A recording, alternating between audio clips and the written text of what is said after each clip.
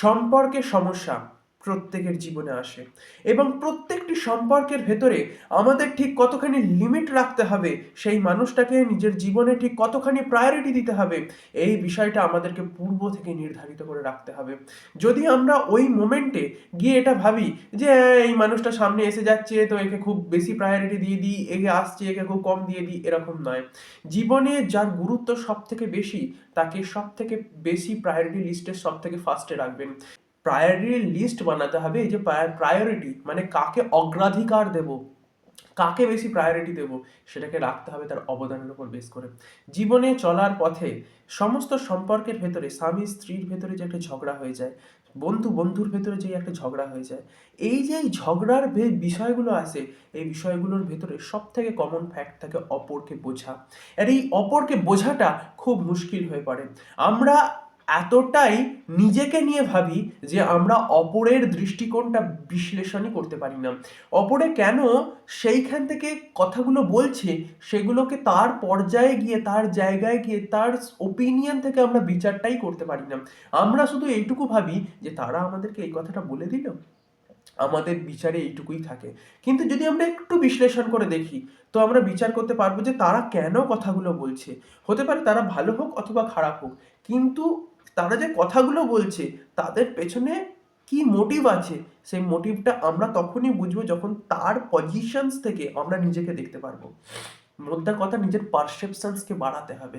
শুধু একতরফা নজর দিলে চলবে না, সম্পর্কগুলোর ক্ষেত্রে দুতরফাই নজর রাখার দরকার আছে। নিজে কি ভাবছি, অপরে কি ভাবতে পারে, এবং কি ভাবনা ভাবতে পারে সেটার গভীর বিশ্লেষণ করবারও ক্ষমতা রাখার দরকার আছে। তবেই একটা সম্পর্ক গিয়ে টিকে দাঁড়িয়ে থাকবে, নাহলে সেই সব সম্পর্কগুলো টিকবে না। আপনি যদি বিচার করে দেখুন যে একটা স্বামী স্ত্রীর ভেতরে ধরো একটা অশান্তি কিংবা মতভেদ দেখা যাচ্ছে, কি নিয়ে মতভেদ দেখা যাচ্ছে? হতে পারে সন্তানকে নিয়ে, হতে পারে পরিবারকে নিয়ে। স্ত্রী বলছে যে তোমার মাকে আমার পছন্দ নয়, স্বামী বলছে যে এর সঙ্গেই তোমাকে থাকতে হবে। হয়ে গেল ক্ল্যাশেস। এবার এই যে ক্ল্যাশেসটা হলো, এটা কিন্তু এখন এন্টায়ার লাইফ অবধি চলতে থাকবে। স্ত্রীকে দেখতে হবে স্ত্রী কেন বলছে যে তোমার মায়ের সঙ্গে আমি আর থাকতে পারছি না। আগে সেই বিষয়টাকে ভালোভাবে দেখতে হবে। যদি দেখা যায় তার পেছনে কোনো গভীর কারণ আছে, তাহলে কাউকে অবহেলা করবার প্রয়োজনীয়তা নেই। না মাকে অবহেলা করবার দরকার আছে, না স্ত্রীকে অবহেলা করবার দরকার আছে। নিজের ফাইন্যান্সিয়াল কন্ডিশনস তবে এক্ষেত্রে ভালো হওয়া দরকার আছে, তবেই দুপক্ষকে আলাদা আলাদাভাবে খুশি রাখা সম্ভব। না হলে কিন্তু এই স্ত্রী এবং এই মা, এই দুয়ের মধ্যখানে চাপা পড়ে আপনার জীবনটা শেষ হয়ে যাবে। এটাকে সবার আগে গুরুত্ব দেওয়ার দরকার আছে। যারা ইয়াং ছেলেমেয়েরা, যারা 18-19 বছর বয়স, তাদের এইসব কথা মাথায় আসবে না, কিন্তু যাদের বিয়ে থাওয়া হয়ে গেছে তাদের এই বিষয়গুলো সব থেকে বেশি হার্টে লাগবে। কোথাও না কোথাও এই মা আর এই স্ত্রী, এই দুয়ের গন্ডগোল, কিংবা নিজের বোন বা মায়ের ভেতরে গন্ডগোল, অথবা বোন বা মায়ের সঙ্গে নিজের স্ত্রীর যে গন্ডগোল, এই গন্ডগোলগুলোকে কাজ থেকে ফিরে এসে সেগুলোকে ভালো মতো ভাবে বিশ্লেষণ করে সেগুলোকে শান্ত করানো একটা ছেলের পক্ষে খুব মুশকিল হয়ে পড়ে। এবং সত্যি বলতে গেলে কি, মেজরিটি অফ কেসেস 90% ছেলেরা নিজের মা আর বউকে সামলাতেই ব্যস্ত হয়ে পড়ে, এবং মা আর বউকে সামলাতে না পেরে তারা অবসাদে চলে যায়, ডিপ্রেশনে চলে যায়। কেননা তারা সম্পর্কের ভেতরে ফ্যাক্টরগুলোই বুঝছে না। সবার আগে তো এমন মেয়েকে বিয়ে করোই না যে তোমার জীবনটাকে অশান্তিতে ভরিয়ে দেয়। যে কাউকে বিয়ে করবার আগে 10 বার ভেবে বুঝে তবে তাকে বিয়ে করো। না হলে সে যখন তোমার সংসারে আসছে, তো সে সে সে যদি চায় তো তোমার সংসারকে ফুলে ফলে ভরিয়ে সাজিয়ে দিতে পারে। আবার সেই যদি চায় তোমার সংসারকে উজাড় করে ধ্বংস করে দিতে পারে। ঠিক আছে? তো সব থেকে বড় বিষয় হচ্ছে কি, দেখে বুঝে বিয়ে করে আনতে হবে। এবার বিয়ে হয়ে গেছে, কি করা যাবে?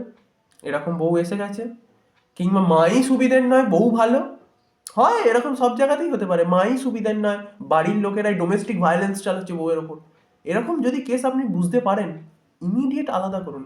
বউকে রাখুন আলাদা ফ্ল্যাটে, মাকে রাখুন আলাদা ফ্ল্যাটে। বউকে আলাদা জায়গায় রাখুন, মাকে আলাদা জায়গায় রাখুন। অথবা বউকে বউয়ের সাপোর্টে দু চারটে কথা বলতে হলে তাও বলুন, যাতে কোথাও না কোথাও মেয়েটার জীবন বাঁচে। যদি সেখানে ডোমেস্টিক ভায়োলেন্স চলে, তো মানে সংসারে যখন দেখা যাবে সেই মেয়েটার উপর অত্যাচার চালানো হচ্ছে রীতিমতো, সেটা কর্মের মাধ্যমে হোক, বাক্যের মাধ্যমে হোক, কটু কথার মাধ্যমে হোক, এক প্রকার র্যাগিং চালানো হচ্ছে। আমরা কলেজে গিয়ে দেখি না র্যাগিং চালানো হয়, বহু ক্ষেত্রে বাড়ির বউয়ের উপর এই ধরনের অত্যাচারগুলো চালানো হয়। সেক্ষেত্রে তাদের উচিত নিজের বউয়ের সাপোর্টে গিয়ে কথা বলা, তাদের উচিত নিজের বউকে সাপোর্টের থেকেও বড় কথা, যেটা সৎ, যেটা সত্যি, যেটা ঠিক, সেটাকে বলা। আর 2 নম্বর বিষয় হচ্ছে মায়ের ক্ষেত্রটা। যদি দেখা যায় মাকে অত্যাচারিত করা হচ্ছে, মায়ের উপর অত্যাচার হচ্ছে, তো নিজের স্ত্রীকে কড়াভাবে শাসন করাটাও খুব প্রয়োজনীয়তা আছে। এবং তখন যদি দেখা যায় যে সেই স্ত্রী এতটাই বিষধর সাপ যে তার মাকে থাকতেও দিচ্ছে না, বাঁচতে দেওয়ার অবস্থায় নেই, তখন তাকেও আলাদা করে দেওয়ার প্রয়োজনীয়তা আছে। তো এইসব বিষয়গুলোকে খুব গভীরভাবে ধৈর্য দিয়ে বিশ্লেষণ করে বুঝতে হয়। কেন স্ত্রী কথাটা বললো, কোনো বিষয় নিয়ে ঝগড়া হয়েছে, কোনো বিষয় নিয়ে গন্ডগোল হয়েছে, কেন সামনের মানুষ কথাটা বললো, তার ওপিনিয়ন থেকে দেখুন। গার্লফ্রেন্ড বয়ফ্রেন্ডের ক্ষেত্রেও আমি সেম বলবো, যে নিজের গার্লফ্রেন্ড কেন কথাটা বয়ফ্রেন্ডকে বলছে যে ইমিডিয়েট কোনো কাজ করো নাহলে বিয়ে হয়ে যাবে, বিকজ ইট ইজ ফ্যাক্ট। তুমি যদি কাজ না করো ঠিক সময়ে, তার বিয়ে হয়ে যাবে, আর তোমাকে সেটাকে মানতে হবে। মানতে না চাইলে কোনো না কোনো কাজে জয়েন করতে পারো, ভালো কোনো জায়গায় যেতে পারো, যদি কোনো ক্ষমতা না থাকে তাহলে ভুলে যাও। এটা ফ্যাক্ট। এটার জন্য মদ খেয়ে সময় নষ্ট করবার কোনো মানে হয় না, কারণ যেটা ফ্যাক্ট সেটা আজ না হোক কাল মানতে তো হবেই। আজকের এই সম্পূর্ণ সাংসারিক আলোচনার ভেতরে আমি একটা জিনিস স্পষ্ট করতে চাই, সেটা হচ্ছে পারসেপশনস। সমস্ত দিক থেকে, সব দিক থেকে একটা মানুষকে বিচার করবার ক্ষমতা রাখা, সব দিক থেকে। এবং কাউকে কোনো অ্যালিগেশনস দেওয়ার আগে, রাগের মাথায় কোনো অ্যালিগেশনস দেওয়ার আগে মনে রাখবেন, আপনি যদি রেগে যান আপনার সংসার কিন্তু ধসে যাবে। সেই জন্য সবার আগে আপনি নিজের সংসারকে বাঁচানোর জন্য নিজের মাথাটাকে ঠিক রাখবেন। নিজের মাথাটাকে যদি আপনি ঠিকটা না রাখতে পারেন না, তাহলে কিন্তু সংসারটা আপনার যাবে। সবার আগে নিজের মাথাকে সামলান, সমস্ত ছেলেদেরকে বলছি, এবং সমস্ত স্ত্রীদেরকেও বলছি, যারা নিজের সংসারে আছেন তাদেরও মাথাটা একটুখানি শান্ত করুন। শান্ত না করলে কিন্তু, যদি আপনি ভালো হয়ে থাকেন, তাহলে কিন্তু আপনি মোকাবিলা করতে পারবেন না। মাথাটাকে ঠান্ডা রেখে যে কোনো স্টেপ নিন, সামনের মানুষটাকে বুঝুন, এবং যে স্টেপটা অনিবার্য নেওয়া সেই স্টেপটা নিন। জীবন আপনাকে যে পথে অগ্রসর করাচ্ছে সে পথেই অগ্রসর হতে হবে, এছাড়া কোনো রাস্তা নেই। এই কালের অধীনে জগৎ সংসার চলে, উনি যা চাইবেন তাই হবে। তাই সংসারের সমস্ত কিছু, সমস্ত ভার ওনার হাতে ছেড়ে দিন, এবং আপনি নিমিত্ত মাত্র দাঁড়িয়ে শুধু সংসারটাকে দেখে যান। কারণ এটার মাধ্যমেই আপনার মনোজগতে এক প্রকার পরীক্ষা নিচ্ছেন পরমাত্মা। অর্থাৎ সেই পরীক্ষায় পাস করবার জন্য ধৈর্য সহকারে ওনার পরীক্ষাকে অবজার্ভ করুন, এবং ধীরে ধীরে নিমিত্ত মাত্র যা যা হচ্ছে সেই সমস্ত কিছুকে অবজার্ভ করে সেগুলোকে আস্তে আস্তে আস্তে আস্তে সমাধান করুন। আপনার জীবনের, আপনার ভাগ্যের সূর্যোদয় একদিন না একদিন হবেই। ঈশ্বরের কাছে প্রার্থনা করব আপনার সংসারে শান্তি ফিরে আসুক, আপনার জীবনে শান্তি ফিরে আসুক। আমার সঙ্গে এতক্ষণ অবস্থান করবার জন্য আপনাদেরকে অনেক অনেক ধন্যবাদ।